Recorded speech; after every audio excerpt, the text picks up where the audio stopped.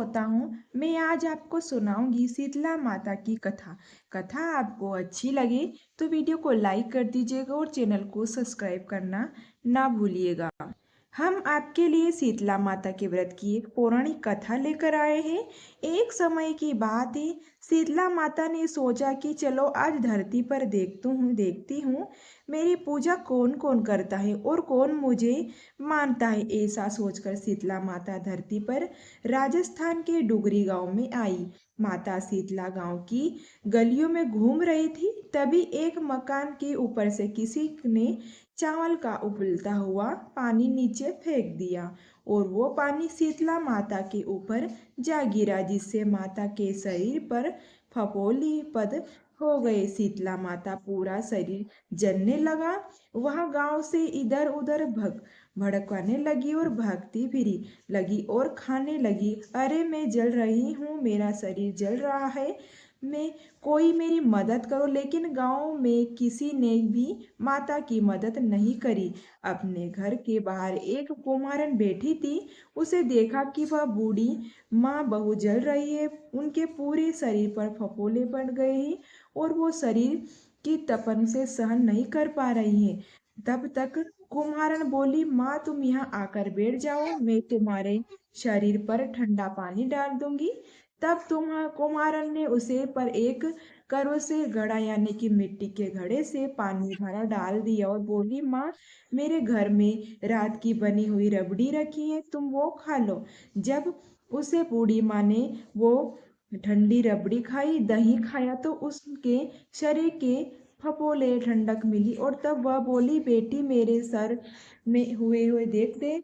तब तुम्हारे यानी कि कुम्हारन माता ने सर में जुएं निकाल लगी तो उसे देखा कि उनके सर में पीछे एक आंख है, जिसे देखकर कुम्हारन डर गई और वहां से भागने लगी। तब बूढ़ी माँ बोली, रुको बेटी, पर मत मैं भूत प्रेत नहीं हूँ, मैं तो शीतला माता देवी हूँ। तब माता ने अपना असली रूप धारण किया और माता के दर्शन कर कुमारन रोने लगी। माता बोली, तुम क्यों रो रही हो? कुमारन हाथ जोड़कर माता से बोली, माता मेरे घर में चारों तरफ दरिद्र है, मैं आपको कहाँ बैठाऊं? मेरा घर ना कोई चौकी है और ना ही आसन है। शीतला माता प्रसन्न होकर उसे कुम्हारन के घर के बाहर खड़ी गधे पर बैठ गई और एक हाथ में झाड़ू और दूसरे हाथ में दलिया लेकर उन्हें कुम्हारन के घर की दरिद्रता को झाड़ कर डालने लगी, भर कर फेंक दिया और बोली, बेटी तेरी सच्ची भक्ति प्रसन्न हूँ, अब मुझे जो भी शब्द चाहिए मुझे मांग ले। तब कुम्हारन हाथ जोड़कर बोली, माता आप इस गांव में स्थित होकर रहिए, जो भी प्रकार मेरे घर की दरिद्रता आपको दूर करे।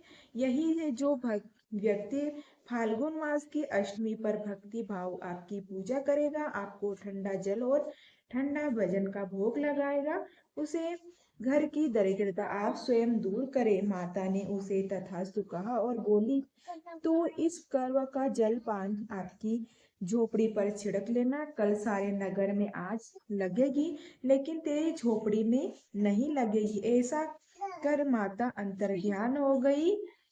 कुमारन ने ऐसा ही किया। रात हुई तो झोपड़ी सारी नगरी में आग लग गई। वह कुमारन की झोपड़ी में गई। यह देखकर नगर के राजा कुमार को बुलाया और उसे पूछने लगे, तुम कुमारन ने सारे नगर में आग लगी लेकिन तेरी झोपड़ी में कैसे बच गई? तब तुम कुमारन ने राजा शीतल माता की कृपा की सारी बात बता दी और बोली, मुझसे पर शीतला माता की कृपा हुई है। उसे दिन राजा ने पूरे नगर में ऐलान करवा दिया कि अब से शीतला अष्टमी के दिन किसी भी घर में चूल्हा नहीं जलेगा और हर घर में शीतला माता को बासी भोजन का भोग लगेगा। शीतला माता जैसी कृपा आपके उसे कुमारन पे करी, वैसी इस कथा कहने और हुकार भरने वाले पर करे।